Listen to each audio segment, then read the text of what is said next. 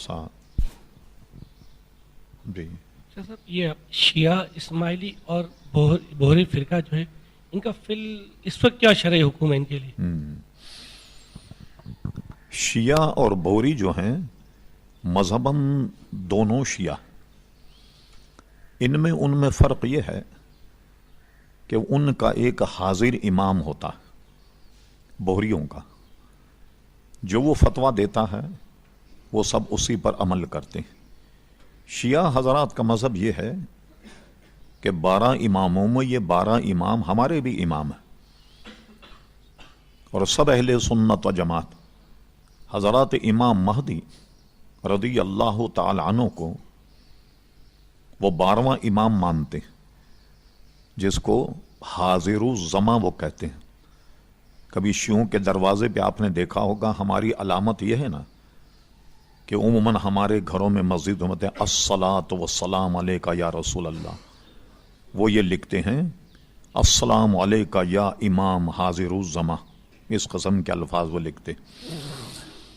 تو وہ امام مہدی کو اپنا امام مانگتے ہیں اس دور کا، اور ان کا عقیدہ یہ ہے کہ وہ پیدا ہو گئے اور کسی غار میں ہیں، قرب قیامت میں وہ تشریف لائیں گے اور غار سے نکلیں گے۔ اور یہ جو کہتے ہیں کہ قرآن مجید جو ہمارے پاس ہے یہ مکمل نہیں ہے، کہتے ہیں یہ مکمل قرآن انہی کے بغل میں دبا ہوا ہے، اور جب آئیں گے تو اصل قرآن لے کر کے آئیں گے۔ اور یہ کمبخت اتنے عاقبت نا اندیش ہے کہ اس قرآن مجید فرقان حمید کو بیاض عثمانی کہتے ہیں کہ یہ حضرت عثمان رضی اللہ عنہ کی کتاب ہے، حالانکہ پوری امت کا اس پر اجماع ہے کہ جو قرآن مجید موجود ہے اصل قرآن یہی ہے جو الحمد شروع ہو کر والناس تب ختم ہوتا۔ پورے اکابر علماء کا اس پر اتفاق، اور خود جب قرآن مجید جمع ہوا تو پورے صحابہ کرام علیہم رضوان نے اس سے اتفاق کیا۔ سب سے بڑی اجماع امت جس کو کہتے ہیں۔ تو اب بوہری لوگ اس زمانے میں اپنے وقت کا امام مانتے ہیں، اس امام کی وہ تقلید کرتے ہیں یا سب کچھ اسی کو مانتے ہیں، اور اس میں عموماً کتنے ہی بڑا آدمی ہو، کیلنڈر کے حساب سے یا ان کا امام کہتا ہے تو ایک دن پہلے ہمارے سے روزہ رکھتے ہیں اور ایک دن پہلے عید کرتے ہیں۔ ایک کیلنڈر کے حساب سے سمجھے چلتے ہیں، ان میں چاند وغیرہ دیکھنے کی کوئی وہ نہیں۔ یہاں تک کہ ابراہیم جی جو مشہور قانون داں اور جسٹس، وہ جب گورنر بنے، گورنر تو مرکز کا نمائندہ ہوتا، یہ تو ہمارے سنی اپنے آپ کو شرماتے برگشتہ ہوتے ہیں، وہ بحیثیت گورنر کے بھی ایک دن پہلے روزہ رکھتا تھا، اور اخبار میں فوٹو چھپتی تھی۔ تمام قوم کے جو لیڈر ہیں جو نماز پڑھتے ہیں وہ ایک دن پہلے نماز پڑھتا تھا، اتنی ان میں وہ سختی ہے۔ وہ اپنے حاضر امام کو جو ہے وہ سب کچھ مانتے ہیں۔ آغا خانیوں کا معاملہ ان سے بالکل جدا۔ آغا خانی نہ کسی کتاب کو مانتے نہ کسی حدیث کو مانتے، بلکہ اس وقت کا جو ان کا امام ہے وہ ان کا امام ہے، اور معاذ اللہ اس میں اللہ تبارک و تعالیٰ کی ذات کو حلول مانتے ہیں کہ ان میں اللہ تبارک و تعالیٰ اس کی ذات میں گھسا ہوا، معاذ اللہ ثم معاذ اللہ۔ اور یہ چیزیں بھی ان کے بہت بڑے کوئی محقق تھے، وہ مسلمان ہو گئے تھے غالباً، تو انہوں نے اپنے دین و مذہب پر ایک کتاب لکھی، اس میں ان ساری چیزوں کو بیان کیا۔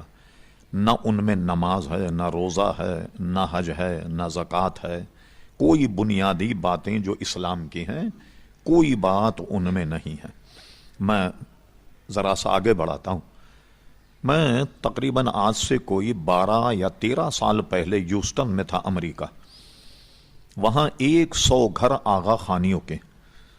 اچھا، وہ آغا خانی آپس میں مروت میں ہماری نماز میں بھی آ جاتے ہیں، نماز بھی پڑھتے ہیں اور اپنے جماعت خانہ بھی جاتے ہیں کہ رحمان بھی راضی، شیطان بھی نہ ہو بیزار، یہ دونوں کام کرتے ہیں۔ تو ہمارے کچھ مذاکرے میں وہ آئے، کچھ ان کے بڑے، ان کے جو سب سے بڑا وہاں آدمی ہے وہ مجھ سے آن کر ملا، کہنے لگے کہ آپ جیسے لوگوں کے سوالوں کے جواب دیتے ہیں تو ہم آپ کو بلانا چاہتے ہیں اور ہمارے خدشات، ہمارے سوالوں کے آپ جواب دیں، مگر اس میں شرط یہ ہوگی کہ آپ کا کوئی آدمی نہیں ہوگا، مطلب کہیں تنازع نہ ہو جائے۔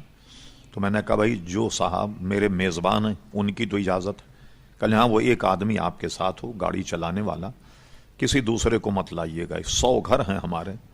ایک بڑے حال میں انہوں نے اہتمام کیا اور جو کچھ اسلام کے خلاف وہ بوچھار کر سکتے تھے، گھنٹے 2 گھنٹے سب انہوں نے کیا۔ کرنے میں انہوں نے کیا کیا، میں نے سب کے جواب دیے تسلی بخش۔ تو کہنے لگے ایک مسئلہ ہمیں بتائیے۔ میں نے کہا وہ کیا ہے؟ کہنے لگے جہاں تک اسلام نہیں پھیلا ابھی، وہاں کے انسانوں کا آپ کے بارے میں کیا؟ جہاں نماز پہنچی، نہ روزہ پہنچا، نہ نبی کریم علیہ السلام کی دعوت پہنچی، ان کے متعلق آپ کا کیا؟ تو میں نے کہا جناب بلا وجہ آپ پریشان ہیں، ہماری تو بہت بڑی فتاوی کی کتاب فتاوی عالمگیری میں یہ جزیہ موجود ہے کہ خدا نہ خواستہ آپ کے بقول کہ کسی جگہ اسلام نہیں پہنچا، لیکن وہاں کے لوگ اگر اپنا کوئی خدا مانے کہ ہمارا پیدا کرنے والا خالق اور مالک ہے تو بھی ان کی نجات ہو جائے گی۔ حضور کی دعوت ان تک نہیں پہنچی، اسلام ان تک نہیں پہنچا، یہ تو ہماری کتابوں میں موجود ہے مسئلہ۔ کہنے پھر آپ کے مولوی کیوں نہیں بتاتے؟ تو میں نے کہا نہیں بتاتے تو آپ نے پوچھا نہیں ہوگا، وغیرہ وغیرہ۔ اس پر گفتگو ہوئی۔ کہنے لگے ہم کل آپ کی تقریر میں تھے تو آپ نے ایک سوال کے جواب میں یہ کہا، کیونکہ آپ جانتے ہیں کہ جب کسی اناڑی آدمی کو سمجھانا ہوتا تو اس کی عقل کے مطابق بات کی جائے، نرم گفتگو کی جائے تاکہ شاید وہ دین کی طرف مائل۔ کہنے لگے آپ نے 4 اماموں کا ذکر کیا ہے، تو اگر 5واں ہمارا امام بھی آپ مان لیں تو اختلاف ختم نہیں ہو جائے گا؟ یعنی ہم اور آپ بالکل ایک ہو جائیں گے، بھئی آپ ہمارے امام کو بھی اپنا امام مانتے۔ اب میں اگر ان سے یہ کہتا کہ اس پاگل کو، بے وقوف کو کیسے ہم امام مان لیں، وہ جاہل کم وقت کو ظاہر برگشتہ ہو جاتے۔ تو میں نے ان کو مثبت جواب میں کہا، میں نے کہا بالکل ٹھیک ہے، ہم اس کو امام مان لیتے ہیں، آپ چند سوالوں کے جواب ہمیں دے دیں، اس کو امام مان لیتے۔ میں نے کہا امام اعظم ابو حنیفہ، امام مالک، امام شافعی، امام احمد ابن حنبل رضوان اللہ تعالی اجمعین، انہوں نے آدمی کے پیدا ہونے سے قبر میں جانے تک کا سارا نظام دیا، زندگی بھر آدمی کو گزارنے کا، نماز، روزہ، حج، زکوٰۃ وغیرہ وغیرہ سارا نظام دیا۔ یہ 4 امام ہمارے ہیں، تو آپ اپنے امام کی تعلیمات بتائیے کہ انہوں نے اپنی قوم کو کیا درس دیا، کیسے نماز پڑھی جائے، کیسے روزہ رکھا جائے، کیا کیا جائے۔ اب یہ سب ایک دوسرے کی شکل دیکھ رہے ہیں، کوئی کتاب ہو تو ہمیں دکھائیں، بھئی ایک ہی کتاب بتا دو، کوئی 16 ورق کی کہ آغا خان صاحب نے یہ کہا کہ نماز پڑھنے کا طریقہ یہ ہے۔ تو اب ایک آدمی کے پاس کوئی ضابطۂ حیاتی نہیں ہے، کچھ ہے نہیں، اب اس کو امام کیسے مان لیں؟ اب لائیے ان کی تعلیمات کو۔ وہ بالکل خاموش ہو گئے۔ پھر خاموش ہونے کے بعد تھوڑا سا ان کو شاٹ یہ لگا کہ بہت بڑی دعوت کا انہوں نے اہتمام کیا، ظاہر ہے کہ سب آدمی ان کے تھے، 500-600 آدمی، 100 گھر کے۔ تو میرے سامنے کہا، میں نے کہا میں تو گوشت کھاتا نہیں۔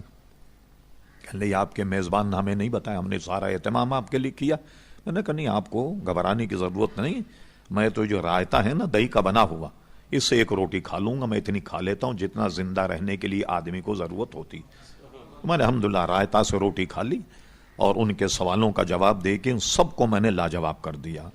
اب اس دین کے پاس کوئی حیات کا طریقہ ہی نہیں، ضابطے حیات ہی نہیں، نہ نماز ہے، نہ روزہ ہے، نہ حج ہے، نہ زکوٰۃ ہے، وہ کیا مذہب ہوگا؟ صرف جاتے ہیں، آغا خان کا فوٹو لگا ہوا ہے، اس کے سامنے بیٹھ کر کے پتہ نہیں کیا کچھ پڑھتے ہیں یا اس کو سلام کرتے ہیں، اور سب آدمی اپنے اپنے گھروں سے کھانا لے کر آتے ہیں اپنے ٹپن میں، اور سب مل کر کے بیٹھ کر کھانا کھا کے بس نشیستن، گفتن، خوردن، نوشتن، برخاستن، بس یہ ان کا مذہب ہے، کھاؤ پیو اور اپنے اپنے گھر چلے جاؤ۔ اب ظاہر یہ کیا مذہب ہوگا؟ ٹھیک، اچھا اب بہت سے لوگ کہتے ہیں کہ بھئی اگر یہ ہیں تو آپ ان کو کافر قرار کیوں نہیں دیتے؟ دیکھیے کافر قرار دینا یہ حکومتی سطح پر، آغا خانی، بہری، یہ 2 فرقے ایسے ہیں کہ خدا نہ خواستہ، لاکھ مرتبہ خدا نہ خواستہ کوئی آدمی ان کے پاس جائے، انہوں نے کہا بھائی واہ آپ کا مذہب تو بہت اچھا ہے، ہم آغا خانی ہونا چاہتے ہیں، کیا کرنا چاہیے؟ انہوں نے کہا جائیے اب گھر تشریف لے جائیے، ہمیں آپ کی ضرورت نہیں۔ इसी तरह बोरियों के पास जाई कि मैं कोई बोरी होना चाहता हूं, कभी घर बैठी आप, हमें जरूरत नहीं। तो ये तबका वो है जो तबलीग नहीं करता। आप देखेंगे जहां बोरी है न मोहल्ले से कभी लड़ाई हो गई, निहायत अमन सुकून के साथ रहते।